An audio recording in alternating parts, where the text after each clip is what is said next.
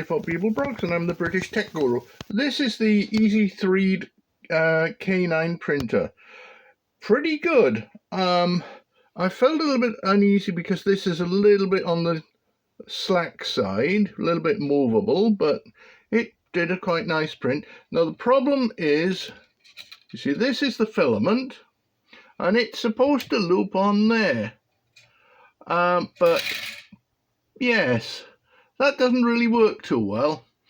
I can see I'm going to have to find another solution for the filament. Other than that, it has printed exceptionally well, and I'll show you those prints in a second. And here we are outdoors again, and these are the prints it made. This one was fairly quick. You can see a little line there. That's because I have the thing set up in my motorhome, and I was getting in and out, and you can see where I got in and out there and there.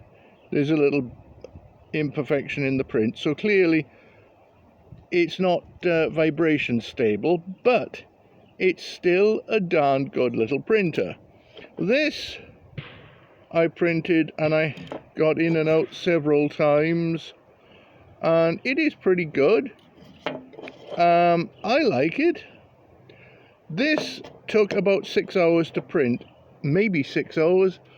I'm really not sure, I didn't time it. This was pretty quick in comparison, and I've still got a little filament left over. You remember the bit of filament you saw on the printer? That was left over from the printing these, and that was the test filament that came with it. So pretty good on filament, and I'm pretty happy with it, to be quite honest. I don't need absolute perfection in prints, because my printing is going to be for robotics. So all I need is something structural. I don't need something fancy and pretty.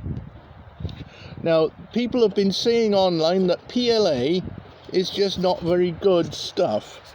But to be quite frank, squeezing it, I feel this one is hollow inside.